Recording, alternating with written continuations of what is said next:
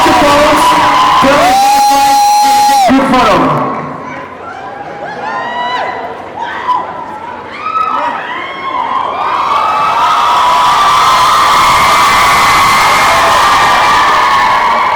All right, guys, on count of three, I want you to go nuts. Ready? 1, 2, 3.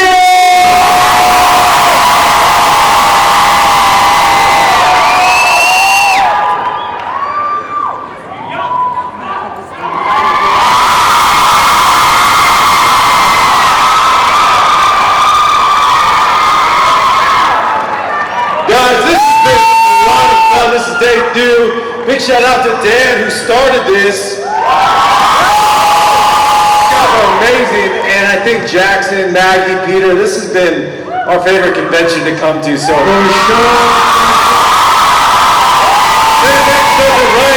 Hopefully we're here every year. Thank you guys for coming out. Salt Lake City. Oh my goodness, this is a full room, and no surprise because Twilight, it lives on through the generations, right? All right, we are running low on time, so I want to make sure we can get some guest questions, oh my gosh, audience questions. I've been here all day like you, I'm so sorry. Go right ahead.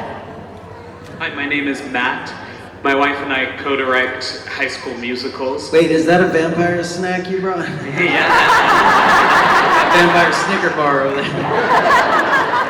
And the question I have is, our students often are really flat with their acting. So what advice did you receive early in your career to help you become a better actor? You do musicals, you said? Yeah, we do high school musicals. And they're flat, like key flat? Like they can't sing? No, their acting is flat. Have you seen Carlisle Cullen?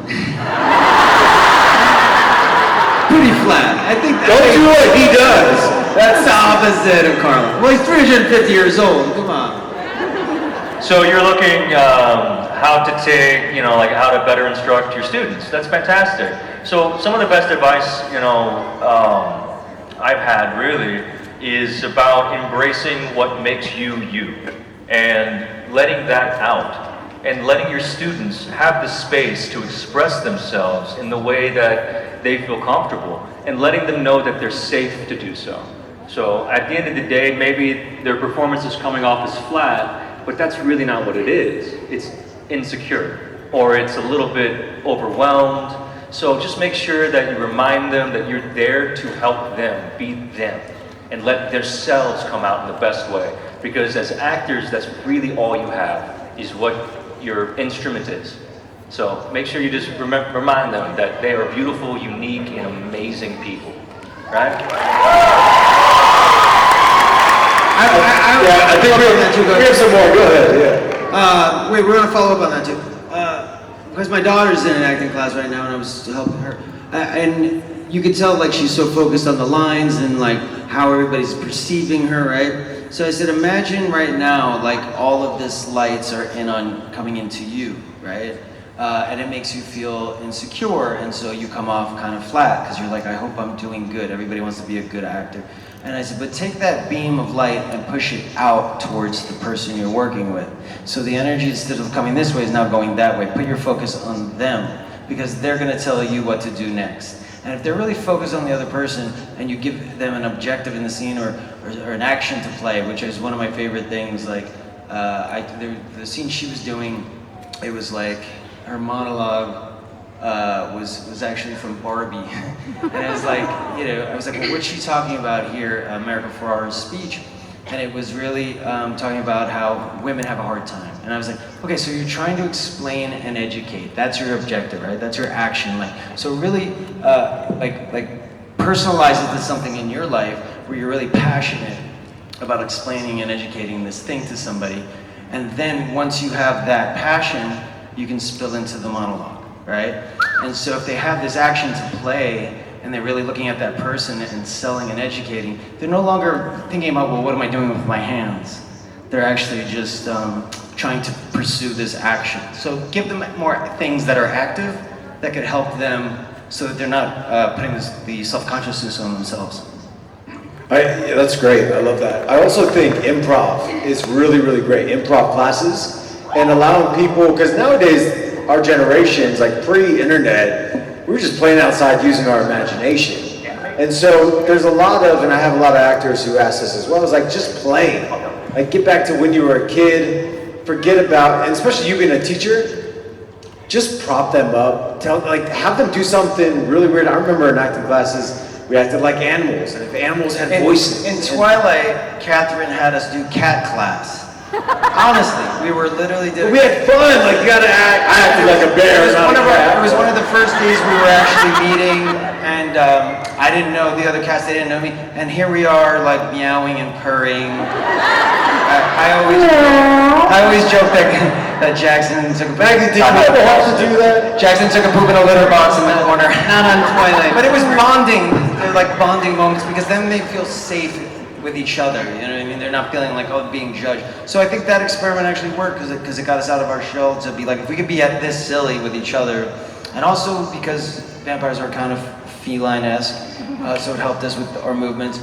But play games with them, for sure. Yeah, raise your elevation. You know, if they're being a little flat, be like, all right, in this scene, we're gonna yell every single line, you know? And this one, we're gonna whisper, and just get them outside of their comfort zone. But you have to also protect them and just encourage them and tell them they're great every time they do something, because they're trying.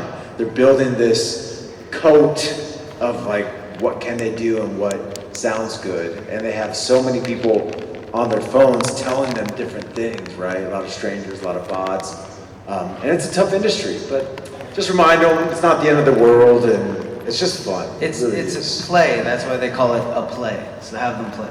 Anyway, we could talk about acting forever, so we'll get on to the next one. So sorry. Building on what you guys were saying, I think all of those exercises that everyone kind of makes fun of, maybe we missed the point, because if anything, we give each other permission and it's about connecting with the person across from you. Like maybe because you really need something and you're gonna try 15 different ways to get it, and the wider you can play in the rehearsal process, the more you can pull little threads for performance. But to have that permission with yourself to try those 15 ways that you might go about getting that thing, but also with your fellow castmate. I think building that trust, whether it's cat exercises or a lot of things we've all done in rehearsal, I think it allows us to be present with the other person and kind of get out of our own ego, because it really is about connecting and finding that space with the person across from you. What just happened? The baby's adorable. I'm sorry. We're born her. Good night. Good night. If you want actors to never stop talking, ask us about acting. What's next, Dara? What we got? Hi, my name's Siley, and my question is, out of like all the Twilight movies, which one was your favorite to film and why?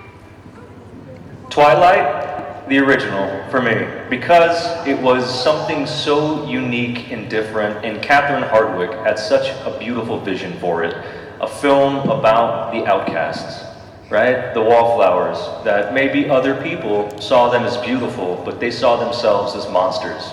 And I think there's something really universal about that, and what Catherine was able to do with that first film was beautiful. And then I got to work with these lovely people, and we were all just starting out, and making a film because we love to do what we get to do. I mean, yeah, mine was Breaking Dawn when he got his head ripped off. That was fun. But it was fake. It was fake, guys. If you haven't seen Spoiler! I'll go Twilight too. Actually, I'm gonna go Breaking Dawn because that's when Maggie Grace came on board. And she was so lovely to join us and elevate the movies with her talent and her beauty.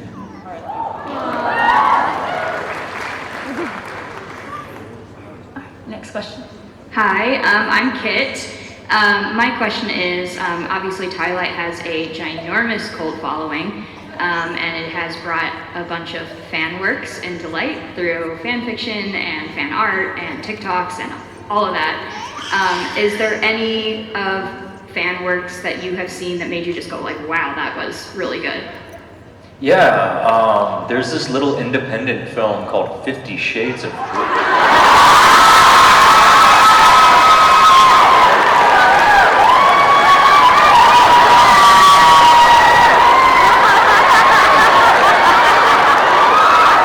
True story. True story. My favorite fan work I've seen gets sent to me daily on Instagram, and it goes a little something like this.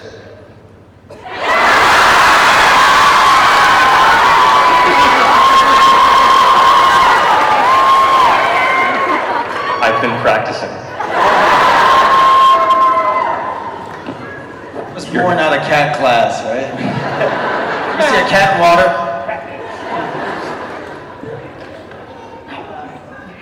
I have a question for all of you. What are your favorite vampires and werewolves movies?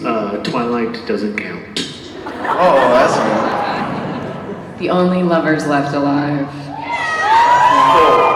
And the soundtrack to The Only Lovers Left Alive. Oh my god. One person is with me. Yes. There. The outskirts of Detroit. Jim Jarmusch, The Only Lovers Left Alive. I'm gonna go Gary Oldman, Dracula. Sorry, Gary Oldman, hands down. Ryan, let's go. Go ahead, you go. I'm done. No, I'm a huge Blade fan. And then Nightwatch, Daywatch, all those are great. I have to go Vampire Diaries. Only because Ian's a friend of ours, and Nikki is very good, so we gotta keep it in the family. We're all one big family. I'll tell you a funny story. You wanna hear a funny story? There was, we only got 16 minutes, I'll keep it short. So when we were doing the second Twilight, then New Moon, we were up in a hotel in Vancouver, and they were shooting the pilot for Vampire Diaries. And we had come off of Twilight coming out, it was very successful, and they looked to us and they were like, oh, we're doing this little TV series, we hope it goes. And I was like, good luck, but we all became friends, and but it went really well for them. And so it's nice to see we were there for the start of it. It was nice. That only took 1 minute, Jackson. See, I didn't waste everybody's time. I have very long-winded stories. It makes fun of me. Go ahead. Hello, I'm Brock, and in Twilight there's a lot of vampires who have special abilities that are amplified versions of their strengths in human form. So what do you think would be your special ability based on you? Speed reading.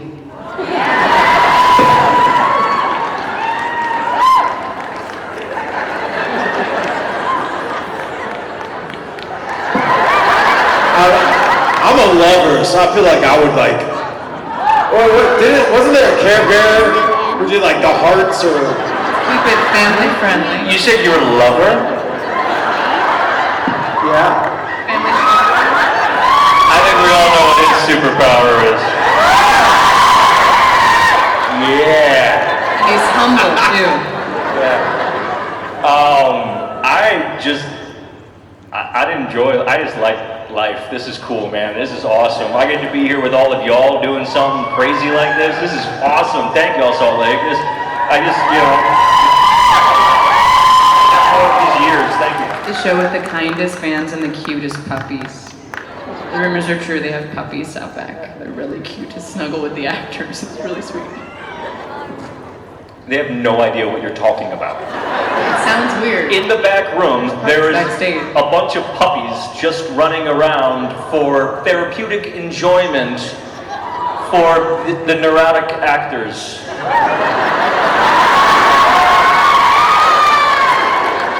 It does calm, it's very nice. I'm just gonna do this. I thought it was Jacob and his friends. I didn't know. Well, Jacob's here. He brought his friend. Any more superpowers that need to be announced? Oh man, I'm so bad at this game. I think it would be the superpower of, I feel like I'm getting old, but I feel like I'm young inside, like Carlisle, right? He's 350, but he can stay young forever, so maybe that's my superpower. I'll stay young forever on the inside. Go ahead. Hey guys, super stoked you're here. Damon, Ricks, Team Alice. Jackson, you feel me? Hey, so I wanted to find out, outside of the Twilight franchise, which obviously we all love, when you meet fans, typically speaking, what project are you most recognized for? My name is Amanda.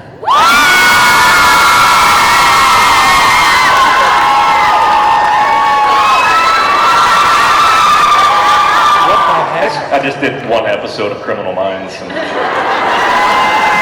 a memorable episode. I left an impression.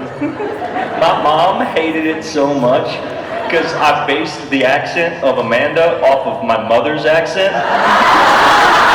And if you see the episode, it's not good.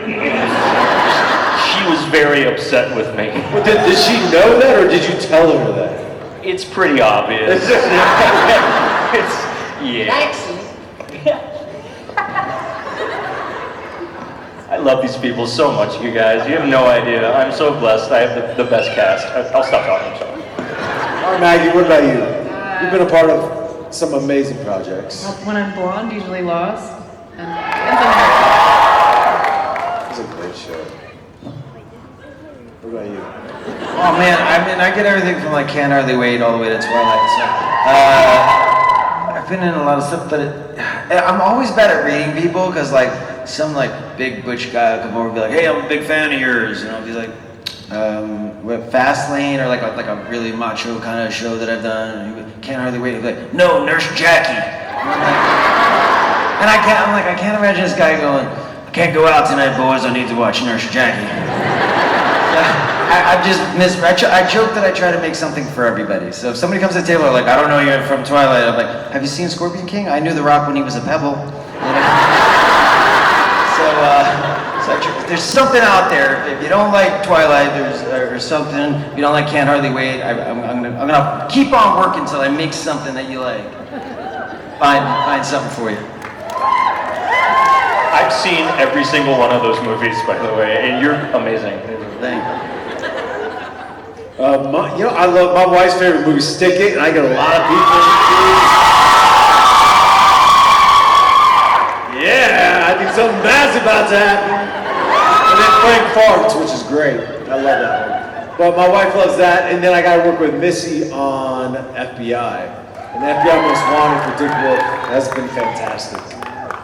Did you know that I was on the first episode of your spin-off? Yeah. Me and Matt Lillard played brothers on the spin-off episode. We played, we were guest stars, and we spin that off. That was so fun to work with Kellen again. were you on the Budapest section? Was I what? FBI, right? That's Budapest? FBI, Oh, did you- which was Most Wanted was? Didn't you shoot in Budapest? Budapest? No? Well, that's international. Sorry. They wouldn't bring me out there. I'm too dangerous. Too dangerous. Has to come in the States. Next question. Hi, I'm Jaslyn, and my question is, while you were on the set of Twilight, what do you think was your favorite inside joke that came from the cast and the crew? Well, we also had Bella's dead body just laying around. So it was all protected, but we would always like peek behind the curtain and mess with it. Yeah, we got in trouble for that. Yeah, we did. It was this dead body, and it was like behind the, they were shooting out there, and it was like backstage, so we were like picking our nose, taking pictures, like, putting our arms around her, and then the security guy was like, "We need all your phones." I was like, "Oh man, you're no fun." Next question. Hi, I'm Lexi, and my question is, what was the most straining scene or most physically demanding? I mean, when my head got cut off, that hurt. I'm very method, so I went full head cut off, full head cut off. I second that. Trying to grow my head back was hard. It was draining. I mean, looking like you're in pain all the time, it starts to hurt. See, I got like the opposite of RBF. I've got like resting dumb face. It's like, oh, look at him, he looks so dumb and happy. So it's like,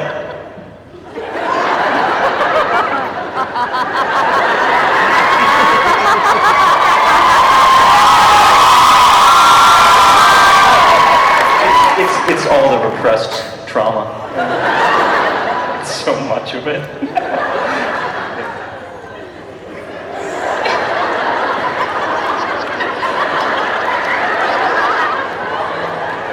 Yeah. For me, it was wrestling the cardboard cutout wolves. So when you can really wrestle and you put your arms around something, there's something to grapple.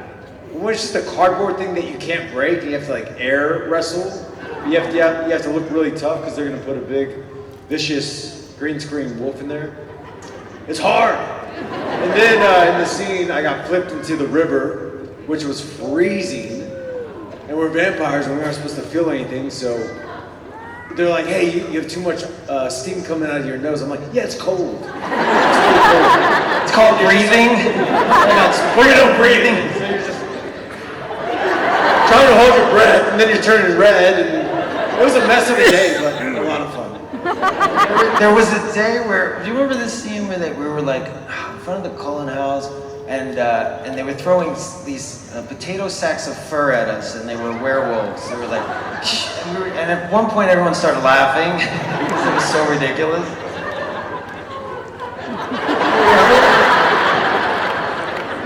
Yeah, I do.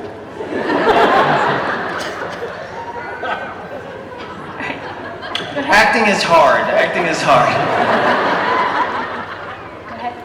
Hi, my name is Tycho, and my question is, before auditioning for the movie, did you read the book? And if you did, what were your thoughts on it?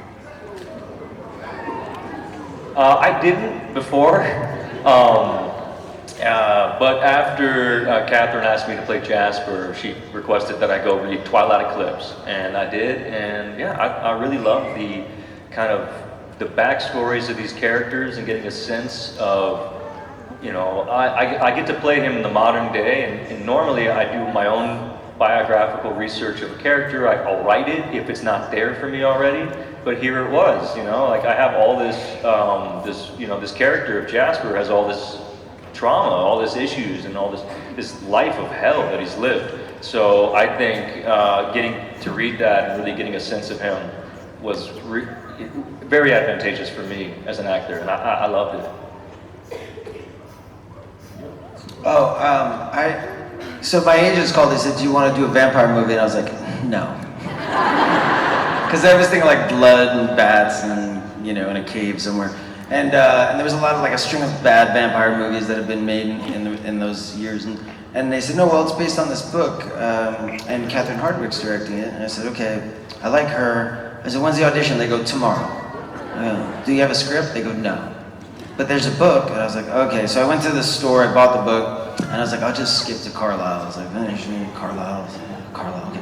And most handsome man, most handsome movie star in the world. I like this role. And so, movie star looks. So then I was like, all right, I got to like halfway through, I was like, actually this is pretty good. So I went back to the beginning and read all the way from beginning to end. I was up till like 2 o'clock in the morning, and I went to the audition the next day, and my eyes were all red and bloody, and then they were like, "You got the role." It's a longer story than that, but I don't want to take up very much time because it's like 4 minutes left. So go. You're like, "I'm kidding." No, I didn't hear your audition story, Maggie. You never told us your audition. What was yours? Straight offer? No audition. There must have been. There were definitely meetings, and there was an audition. Your people talk to their people? No. I read the book after. It was all pretty fast then, and Because there's you and then a couple sisters, so did you? Yeah, so I think it was more about making sure they did at one point ask me which sister I felt more drawn to, and I just thought it'd be really fun. Prettiest sister in the world. Prettiest, one with most lines. I was like, it'd be more fun to be bad. True. Mine, I didn't think. I read all the books, they were really great. But Ashley told me it was a book series. Ashley Green, and I really forget. I mean, yeah, I read them before, but the audition, I had auditioned before it was a book series. So, and then I remember reading the books, and I found out we had no fangs and we sparkled, and I was like, "What is this?" But I love my character.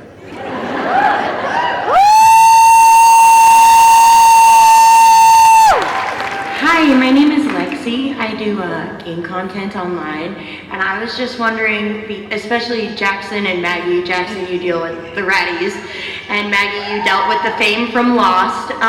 What do you guys do when it all gets too much? When people make weird comments, when people feel like they're stalking you? What do you do when it gets crazy? That's a really therapist. Question. Therapy Tuesdays and Thursdays. Highly recommend therapy. Really good.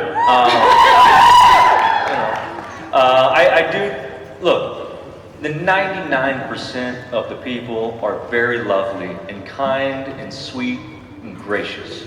There's a 1% that take it too far, and of that 1%, another 1% of those go so far that I'll kill you. It's scary. I'm from Texas. That's not right. I get so scared. Let's be real. Okay. At the end of the day, though, I think it's really important. I think we're all in the same boat, right? This is like not just us, but all of us, right? There's hardships in life that are inevitable, that they will happen, you know. And there are good things and there are bad things. If you focus on the good, hopefully you'll see more of it. So one of the things I teach my kids and that I try to do every day is say what I'm grateful for, not in my head, out loud. Now I do it as a prayer with my children. We say what we're grateful for. Yeah. And I highly encourage it, and maybe you don't pray, that's fine. But at the end of the day, just if you can audibly or even write down just what you're grateful for every day, I guarantee you will see it more. It is a beautiful thing, it'll change your life.